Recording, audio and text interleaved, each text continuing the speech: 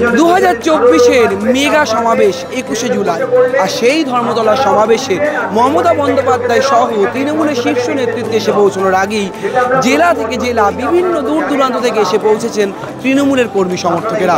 কি বলছেন তারা, কেন বারবার মমতা বন্দ্যোপাধ্যায়ের ডাকে ধর্মতলায় এই বৃষ্টি ভেজা কলকাতাকে উপেক্ষা করে তারা এসে উপস্থিত হন, শোনাবো আপনাদের। দিদি কি বলবে ওটাই শুনবো আমরা।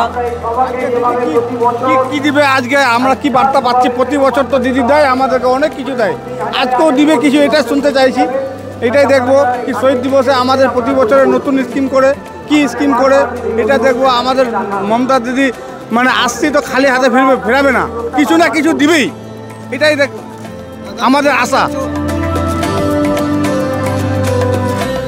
মোহাম্মদ দিদির জন্য, স্বার্থের জন্য আসছি, উন্নয়ন করছে বলে আসছি, এটাই তো আশা।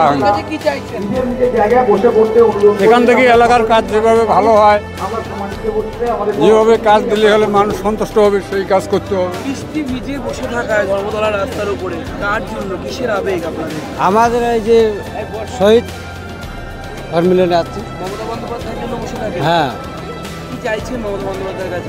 যাতে দেখে কি বলে তাই শুনবো, তাই শুনবো, শুনে চলে যাবো।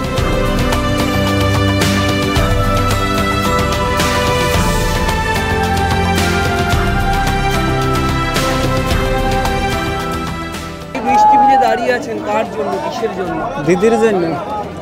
এত ভালোবাসেন? হ্যাঁ, দিদিকে ভালোবাসি। কি জানতে চান মমতা বন্দ্যোপাধ্যায়ের কাছে, কি বার্তা দেবেন দিদি, কি আশা করছেন?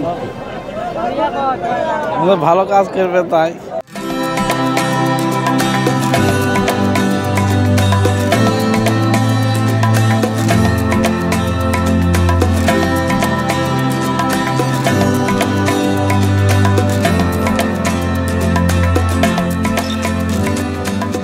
ধর্মতলায় বৃষ্টি শুরু হয়েছে, আর ঠিক সেই বৃষ্টির মধ্যেই বহু মানুষ বসে রয়েছেন, বৃষ্টি ভেজা হয়ে বসে অপেক্ষা করছেন মমতা বন্দ্যোপাধ্যায় কখন আসবেন, তার বক্তব্য শুনবেন বলে। কেউ এসেছেন সুন্দরবন থেকে, যারা লক্ষ্মীর ভাণ্ডার পান বলে এসেছেন মমতার জন্য, কেউ কালীঘাট থেকে হেঁটে এসেছেন শুধুমাত্র মমতাকে শুনবেন বলে।